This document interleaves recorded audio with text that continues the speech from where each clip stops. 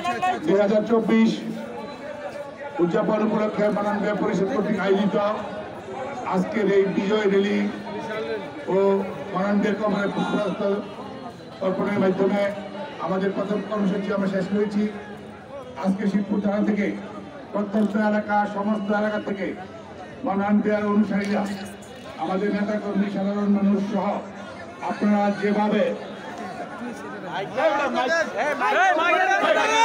মাননীয় ভক্তবৃন্দ আপনারা প্রত্যন্ত এলাকা থেকে নিজের দায়িত্বে এসে এবং কোনো প্রচারণা ছাড়াই আজকের যে মাননীয়ের প্রতি এই বিজয়ের দিনে আমাদের মহান বীর মুক্তিযুদ্ধের সংগঠক আব্দুল মান্নান ভূঁইয়াকে আপনারা যে সম্মান দিলেন এই অংশগ্রহণের মাধ্যমে, এই জন্য যারা উপস্থিত হয়ে এই র্যালিকে সার্থক করেছেন তাদেরকে প্রথমে আমরা মাননীয় পরিষদের পক্ষ থেকে আপনাকে ধন্যবাদ ও মুবারক জানাচ্ছি।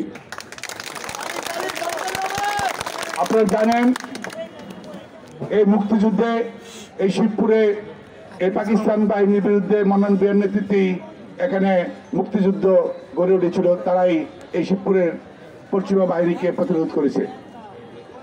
মাননীয় ভূঁইয়া ছিলেন একজন ন্যায়ের প্রতীক, মাননীয় ভূঁইয়া ছিলেন একজন দেশপ্রেমিক, উনি ছিলেন সততার প্রতীক, উনি ছিলেন এদেশের মানুষের আকাঙ্ক্ষার প্রতীক।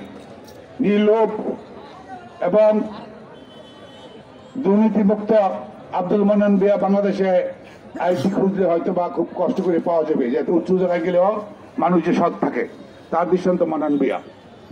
আজকে আমরা বলবো মান্নান ভূঁইয়া মারা গিয়েছে 14 বছর।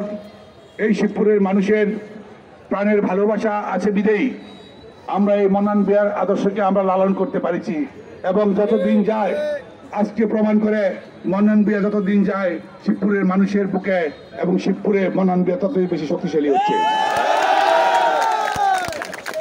মান্নান ভূঁইয়া সংস্কারের কথা বলে এবং মান্নান ভূঁইয়াকে বলা হতো সংস্কারবাদী এবং আমাদেরকে বলা হতো সংস্কারবাদী।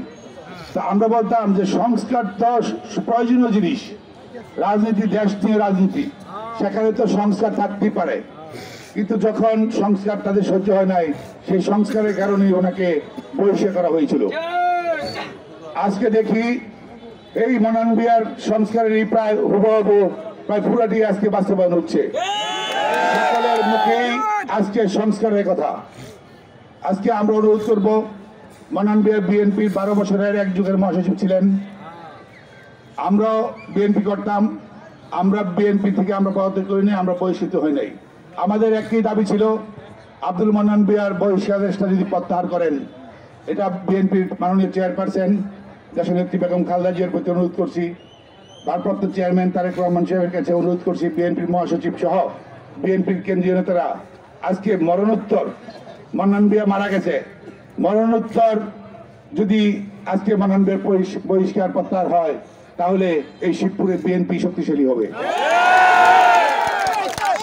আপনারা এই মান্নান ভূঁইয়াকে, আপনারা এই মৃত মান্নান ভূঁইয়াকে এই কলঙ্ক মুক্ত করেন বহিষ্কারের মাধ্যমে, তাতে দেশ ও জাতি এবং আপনাদের দল বিএনপি ওই শক্তিশালী হবে এবং আমাদের শিবপুরের মানুষের এই বুকের ব্যথাটা আপনারা দূর করে দেন।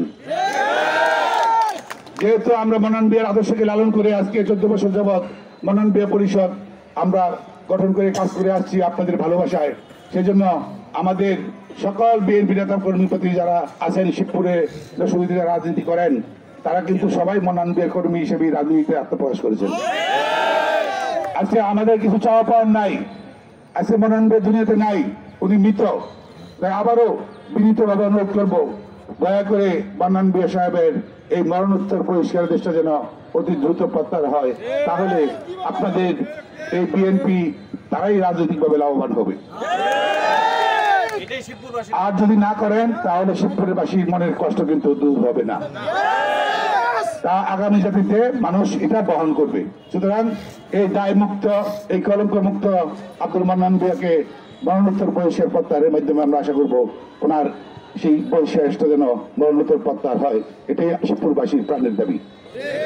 আজকে বেশি কিছু না বলে এই 24-এর গণ অভ্যুত্থান যারা এই ব্রিটিশ সরকারের বিরুদ্ধে এই সাধারণ ছাত্র জনতা আন্দোলন করে শহীদ হয়েছেন, তারাও নতুন একটি স্বাধীনতা বাংলাদেশকে দিয়েছেন।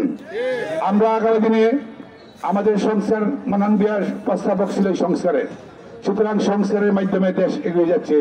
আমরা আশা করব আগামীতে দেশের মানুষ যার ভোট সে দিতে পারবে, মানুষের কথা বলার অধিকার থাকবে, মানুষের আইনের শাসন, দেশে আইনের শাসন কায়েম হবে, এদেশ দুর্নীতিমুক্ত হবে এবং তাহলেই একটি সুন্দর সমৃদ্ধশালী বাংলাদেশ হবে।